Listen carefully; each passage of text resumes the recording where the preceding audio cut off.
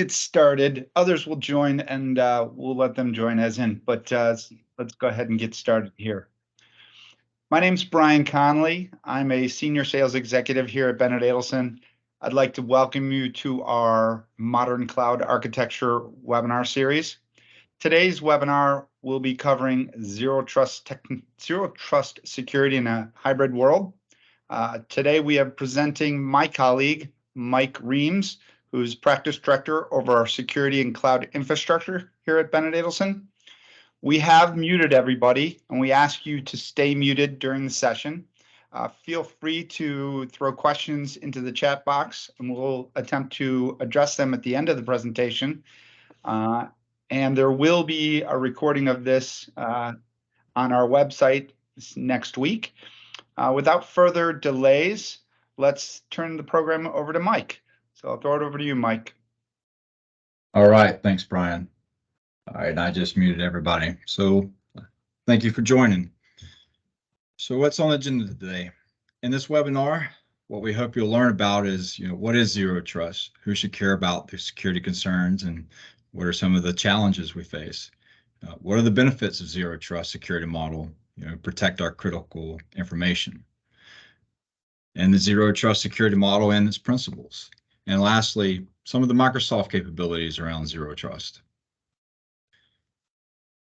So why have this conversation? Well, IT security is complex. In recent years, zero trust concept has really emerged as the go-to security solution for organizations big or small. The zero trust approach is really a combination of modern technologies and best practices that really strengthen any security infrastructure. The overall concept of zero trust security is relatively straightforward. Achieving, on the other hand, is not. Yet for an organization with a digital footprint, zero trust is really critical to keeping the system secure and running at its best. The zero trust focuses on the original mission of security, which is keeping the assets out of the control of attackers with more of a fresh strategic perspective. The IT environments we've been running have been complex since the early days, composed of all types of devices, identities, and the interactions between them. And we tried trusted networks, protected by a security perimeter. As the attacks started to emerge on our IT systems, first thing we tried in IT security was adapt to the concept of a security perimeter from a military doctrine. And this tactic worked for a while, but it didn't hold up over time. The world of productivity grew with mobile devices, Wi-Fi, cloud services, remote productivity. At the same time, security threats expanded into more of a full spectrum of attacker motivations, whether it be criminal, nation state, espionage, hacktivism, many more. And continuously adds new creative attack techniques to get around such network perimeter very consistently. These two factors really eroded the underlying assumptions that everything needs to be protected on the corporate network. The network security perimeter tactics started to fail to meet the strategic needs of most organizations. Security needed a comprehensive security strategy to really guide and prioritize, how to deal with these new complexities, which incorporates network security perimeters where appropriate. A strategy now we call zero trust. Zero trust security model really assumes all users and resources are untrusted inside and out of the organization perimeter, and they need verification prior to granting that access. And concepts around zero trust networking has been around a decade. So zero trust model assumes breach and verifies each request through its originating source. Zero trust also teaches us to never trust, always verify, regardless of where the request originates or where the resource accesses it. And every access request is fully authenticated, authorized, and encrypted, before granting that access. And really, the three key principles, for a technical architecture is, always validate, all the available data points, the user identity locations, the health of devices, the service workloads, the context thereof, classifications of data and labeling, and various anomalies that happen. And secondly, using the least privilege access. It really helps secure both the data and productivity, limiting user access really by using techniques, I'm sure you heard of, just in time or just enough access. And then more advanced, getting to, your risk-based adaptive policies and data protection. And then third, you assume breach. You want to minimize your blast radius for these breaches and prevent those lateral movements within your infrastructure. So you kind of do that by segmenting access by network, devices, app, encryption. All the sessions, end-to-end communication, channels, data at rest and motion, and using your analytics for those threat detections, the posture visibility, and improving your defensives. So these are really the important links in the end-to-end chain of the zero trust security model, because all roads lead to data. The zero trust approach advocates protection at all these layers, and they could be used as entry points or channels to link sensitive information. The key really is having that end-to-end visibility and being able to bring all of it together into threat intelligence, risk detection, conditional access policies, to reason over the access requests and really automate responses across all the zero trust layers of defense. And so here's a summary of some of the Microsoft technologies and how they work together to really apply the zero trust principles to access control. And I'm sure you're aware the Microsoft Defender brand is getting slowly moved out. So everything you probably used to seeing, you're now seeing Defender slowly replacing that. But here's the three principles kind of overlaid with that for your overall security posture. So these are all the various capabilities and tools you probably have seen across Microsoft.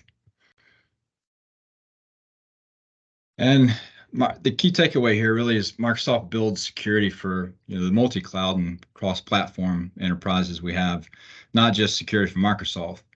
So most organizations today operate very complex environments that include numerous operating systems, platforms, SaaS providers, you name it. Depending on the industry, this is often includes a variety of operational technology, so SCADA, PCN, IoT devices. And Microsoft's been focused on providing these security capabilities we need to reduce risk to these modern solutions, really by leveraging the insights from the 8 trillion signals of data they gather.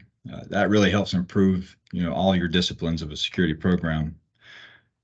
Microsoft also seems to focus on bringing security expertise and intelligence from global networks of customers, partners that really span solution integration, MDR, MSSP partners, and organizations like NIST, CIS, and the Open Group, law enforcement agencies, et cetera. And some other notes around your operational technology and IoT. We really learned that organizations have exposure to IoT and OT security risk, either both or in some form fashion of, your common systems like HVAC, badging security cameras, or more specialized, equipment such as your things you see in, hospitals and power generation. So let's see what this looks like leveraging, Microsoft's current multi-cloud, cross-platform capabilities. So really starting around with the endpoint and cloud management, Microsoft's cross-platform security alert starts really with the endpoints and cloud visibility and control. Endpoint management, whether it's Mac, Android, iOS, your Windows OS. And then you have cloud security, where your posture management really provides that insight across the multi-cloud and your on-premise data center estate, as well as cloud workload protection capabilities.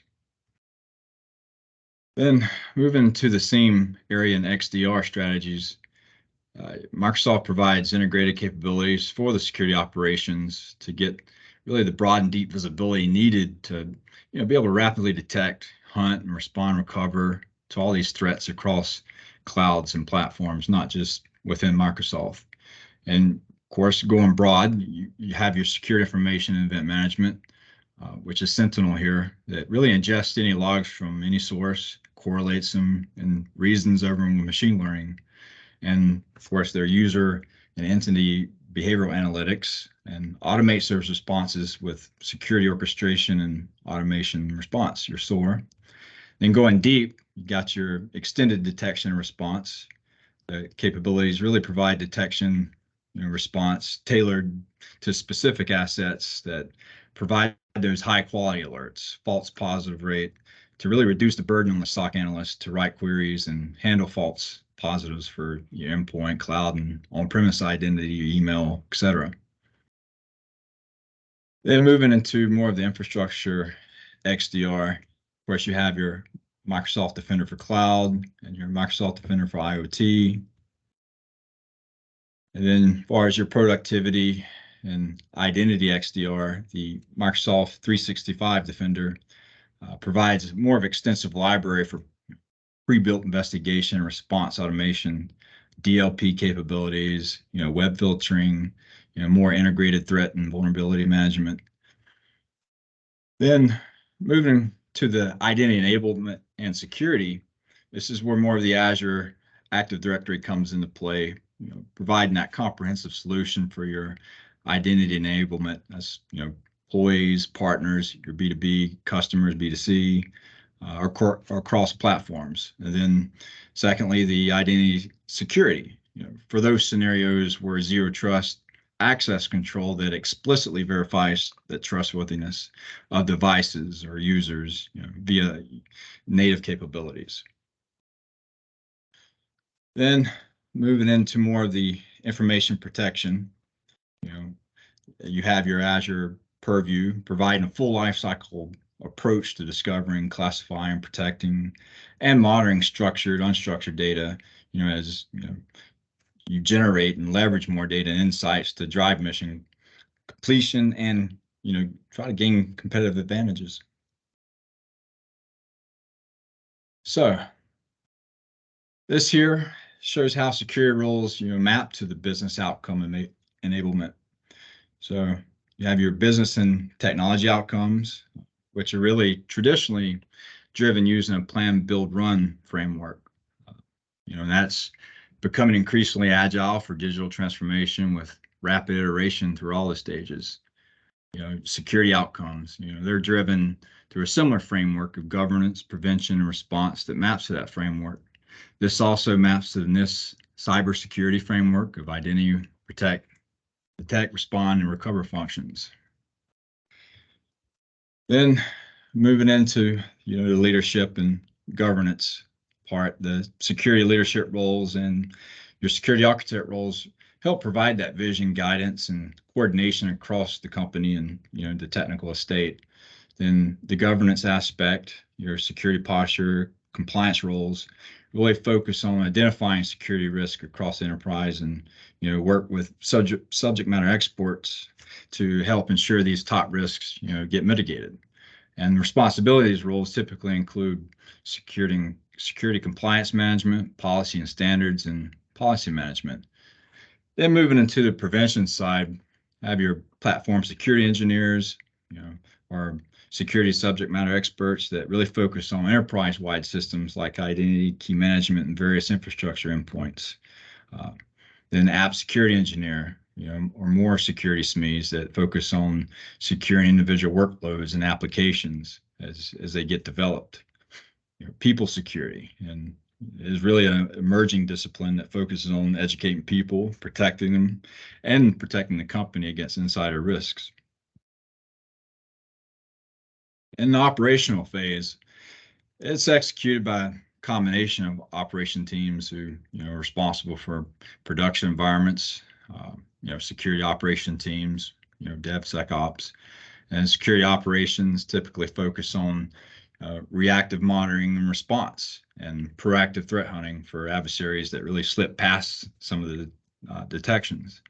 Threat intelligence and incident preparations, function often incubated in security operations, but then really shift to a broader scope as they start to mature and become integrated into more of the technology and organizational processes.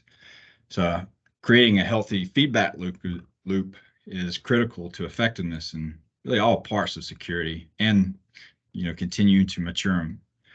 We really expect the relationship between prevention and response to really get closer as teams increasingly automate technical responses and adopt DevOps style processes focused on more of a rapid agile type of iterations. So these are the recommended priorities to create a rapidly modernized security using the zero trust. These initiatives really represent the natural grouping of efforts we commonly see at companies.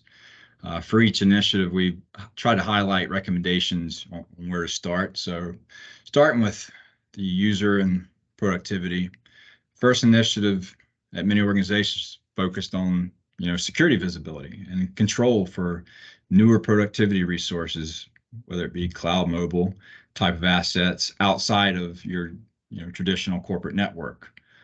And user access and productivity, your user accounts and devices. This often starts with identity security perimeter for cloud apps and mobile devices that use identity as the control plane and explicitly validates trust for user accounts and devices before allowing that access. So that's where you have your user accounts. That's typically a top priority, requiring strong MFA or passwordless authentication. Attackers really have easy availability to compromise username passwords and commonly used passwords. So companies must really prioritize moving beyond password-only authentication as their first step. Then the endpoints, this should be quickly followed by measuring productivity device assurances. Really before allowing access to them. Many hackers have become masters with these techniques to compromise devices, steal credentials from them, and use those to continue attacking the environment. The next priority in this initiative, extend those new advanced controls to applications. So you improve access security across the estate by using the Azure AD authentication security you may have configured above with SaaS applications. Configure Azure AD for all sanctioned software, software as a service apps. Then enable security for apps that don't directly support modern protocols like your OAuth, your OIDC, SAML, by modernizing and going beyond VPN authentication and more of a two-step process, which is help improve VPN security by connecting your VPN appliance to the Azure AD authentication or VPN sessions. Can benefit from that added security of explicit validation of user account session and device trustworthiness. And then second to that is the publishing of applications. You can move applications off the VPN by publishing existing on-prem apps through the Azure AD proxy. And you should also ensure established network controls is really part of the access control modernization. So establish basic traffic filtering and segmentation that really increase isolation of the business critical and highly vulnerable type of resources. Then we move into the data and compliance and governance. This initiative is the modernization of data compliance and governance. It really includes your ransomware recovery readiness, ensuring you're able to restore data systems, from your own validated backup, so you don't have to pay extortions, to attackers. Then the data, you should also focus on, securing it itself, whether you may already have traditional data loss prevention approach or not. You could focus on securing that data wherever it goes, cloud services, USB, corporate endpoints, et cetera, and have a, full life cycle approach, whether it be discovery, classification, protection, monitoring, based on data security priorities through technologies that help, enable this, like Microsoft Information Protection. That's where it encrypts the data and requires, authenticating to a cloud service for the decryption key. Then something like Microsoft Defender for cloud apps, can also help discover unstructured data on cloud apps and app sessions. And then you have the Azure Purview can discover and classify, structured data. Then the modern security operations, your SecOps, this is yet another priority initiative that companies often run in parallel to the previous two, is the modernization of security operations. This initiative, helps focus on threat detection, response, and recovery capabilities for new cloud apps, devices, identities, et cetera, that's really outside the traditional security perimeter. So modernizing security operations with zero trust, requires rigorous prioritization to help ensure that SecOps teams are focused on the greatest risk to the organization, and they aren't wasting time on, false alarms, false positives, and have that broad and deep visibility across the entire state that, so they can be effective. And number four, you want to streamline your processes. The first priority for SecOps is really to master the responses and mediation, as those commonly attack vectors, whether it's using extended detection and response technology that really helps provide high quality alerts for new resource types, and delays when trying to build every alert in a SIEM technology, and then streamlining the process for these common attacks. Focusing the triage, your tier 1 investigation, tier 2 analyst teams, and really help mastering these attacks will catch both commodity and advanced attackers early in the process, therefore reducing the risk. And 5, the unified visibility.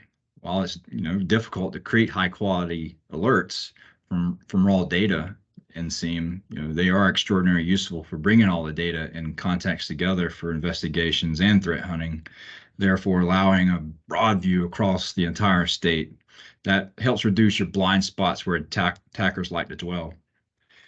And 6, the manual effort. At times, security operations, should be focused on reducing toil and suffering from manual repetitive tasks like switching tools, typing Unix commands, copy pasting data, etc. Focusing more on giving analysts a streamlined end-to-end integrated experience with security orchestration, automation response technology that is really going to help increase both the effectiveness and the morale. Your SOAR technology is built into both the Microsoft 365 Defender and the Microsoft Sentinel.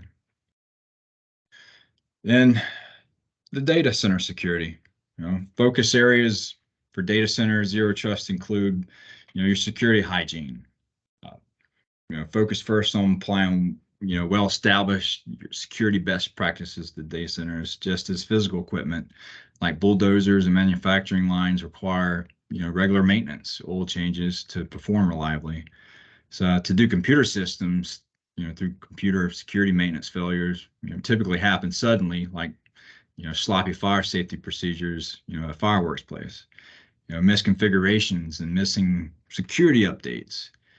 It can really undermine or negate almost all the security controls, by allowing attackers bypass the security boundaries that these architectures assume are in place. You can use Secure Score in Microsoft Defender for cloud to get that visibility into issues, whether it's Azure on-premise, your AWS, GCP, et cetera, and reduce legacy risk. Discover and at least build plans to retire legacy technology. Reduce that technical debt with high security risk, legacy authentication protocols and unsupported operating systems.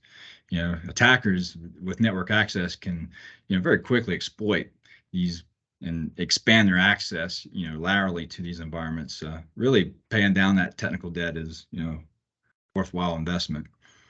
And the Microsoft Defender for Cloud can help provide that discovery and measurement for multi-cloud and on-prem. And then your DevOps integration. Integrate security in a DevOps process as seamlessly as possible. To help provide more of a healthy security friction. And your micro-segmentation. Apply the concept of this here with a blend of both identity and network controls.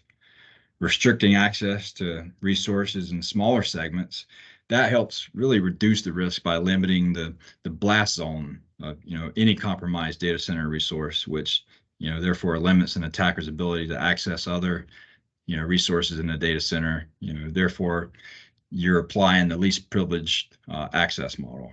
And components that really support this as your just-in-time network filtering, intrusion detection and prevention systems, network filtering within the data center, internal resource authentication. So, and then some other tips for, zero trust data center is, align with the cloud initiatives. Because as you really move workloads to the cloud, we recommend introducing zero trust principles to that design of enterprise and workload security. Retrofitting, these protections into an on-prem data center is often difficult, right? Because, it requires working with individual workloads and applications. It can be a number that's, that you go in a cloud and it's, is the best natural integration point. And move devices to the internet faster. End user devices and data centers share a network until those devices, really move to the internet or only mode. The sooner this happens, the sooner that your internet shrinks, a smaller private data center network that's really easier to isolate from risk. Getting to that state requires users and devices to get all their apps from either SaaS or publish legacy apps, via Azure AD proxy or similar, so that they, no longer need that direct access or VPN access to the data center workloads. Then, the operational technology. Back up here. Sorry about that. So really, if your state includes operational tech, such as industrial IoT, things like that, really next priority for that is to apply zero principles, to these environments. Securing, these environments and architecture is really often constrained by having, older hardware, software. So therefore, you should focus on, a process of discovering his assets, protecting them by isolating vulnerable and important workload, from internet and intranet connectivity, and monitoring them with security tools made for the environment, passive monitoring that doesn't risk crashing older apps or operating systems. Of course, they have Microsoft Defender for IoT that's designed for, discovering these assets and monitoring them in a non-intrusive way, while being able to apply sophisticated anomaly detection and, optionally connecting to Microsoft Sentinel in the cloud for that, more further analysis and correlation. So here is a visual summary of how, security strategy and architecture typically evolve with zero trust. This is based directly on, experience of, various organizations and us as well. We found that, orgs follow this journey very closely, though different orders. But in the beginning, most orgs have firewalls, at their network ingress, egress points, and other supporting security elements like intrusion detection, prevention proxies. And then many start with limited or zero segmentation of the internal traffic. This common, setup really allowed for direct communication by any device connected to any other device on the network, regardless of trust level or asset sensitivity. While this did provide no barriers to productivity, it created significant potential risk where, a single compromised device, from successful phishing attack, where it can, readily attack any other source, often with, internal privileged credentials stolen from, that compromised device. The lateral traversal allowed by this de facto architecture is, frequently the cause for seemingly low impact initial attack vectors, phishing attack, user device compromise, etc., rapidly really becoming, a major incident for many organizations. And first priority of zero trust is to reduce the risk by explicitly validating user and device trust before allowing access to a resource. This is critically important shift in containing damage of attacks. Users and devices are not trusted simply because they, connect to a network. They need to prove that they are safe, with minimal impact on the user experience and productivity. The main change to the access control architecture is that managed devices are given access to the cloud and on-prem resources. only after they've been explicitly validated, configuration compliant, computers not infected, they have certain things installed. The validation against the organization policy is then performed by conditional access as part of the user's Azure AD authentication process. And then your unmanaged devices, really a secure, challenge is, they provide organizations, very little ability to assess and remediate security risk. These scenarios typically include employee personal devices, guest devices. Organizations, frequently use a managed virtual desktop to increase security, visibility, and control for sessions coming from those unmanaged devices by providing increased visibility and control. While not as secure as a managed device, which provides that end-to-end session visibility, a managed virtual desktop provides significant security improvements. This virtual desktop can be provided by a cloud service like the Azure Virtual Desktop or Windows 365 Citrix, and includes endpoint detection and response EDR. So modernize access to these apps is the critical next step to improving the user experience and security. Cloud applications, most cloud native apps directly support zero trust access control via the Azure AD conditional access.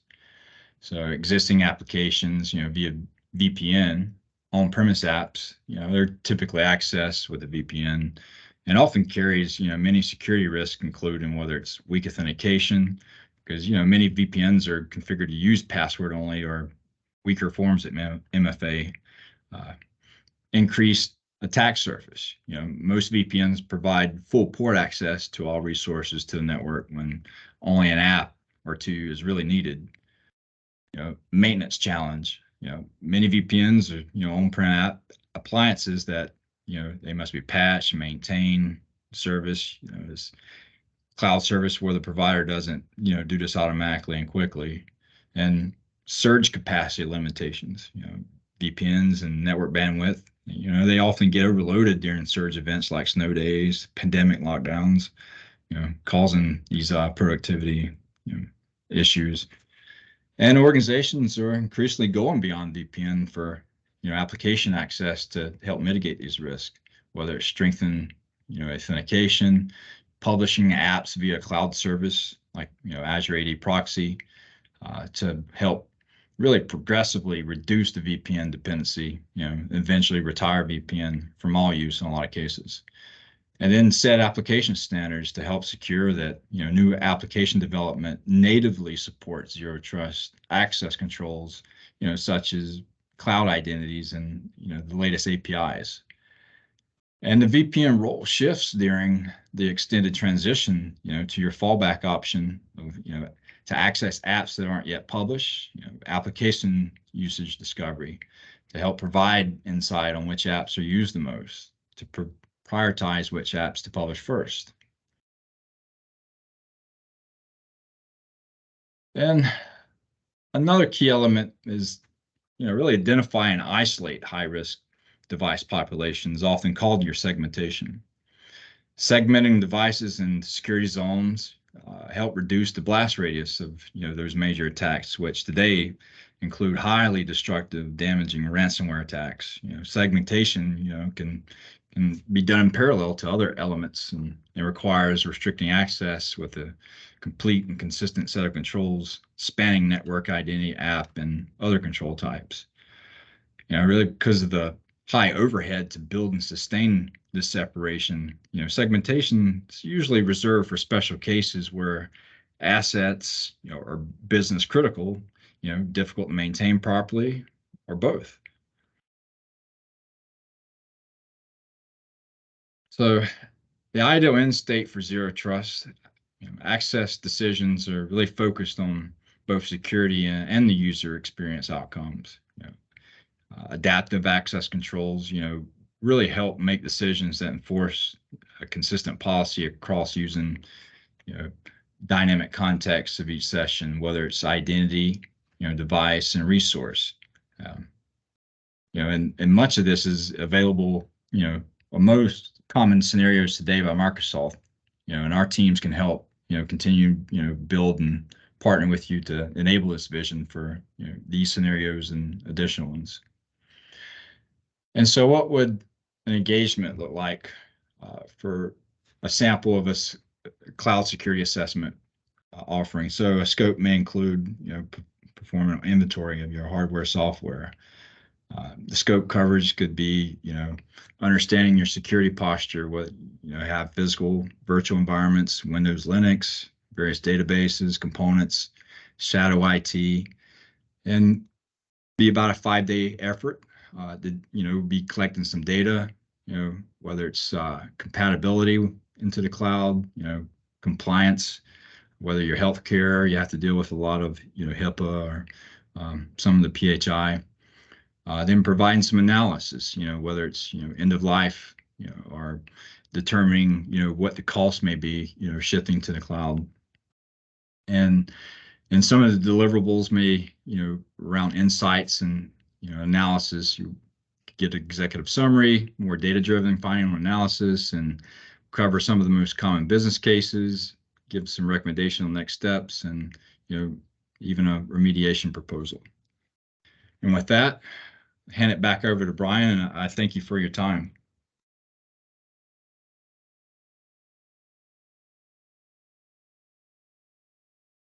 Thanks, Mike. Let's see that on behalf of Mike and the whole Bennett Adelson team, we'd like to thank you again for joining us this afternoon. As I mentioned earlier, a recording of this webinar will be available on the Bennett Adelson website starting next week.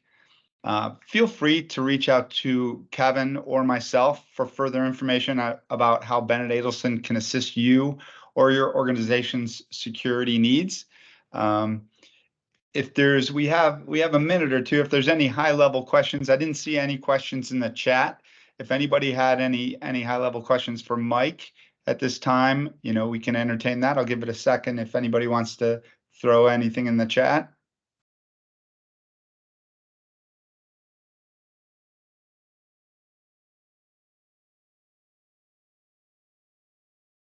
Well, it doesn't look like there's anything out there right now. So that should conclude today's webinar. Thanks again for attending. Have a great afternoon and feel free to reach out to any of us. Thank you again.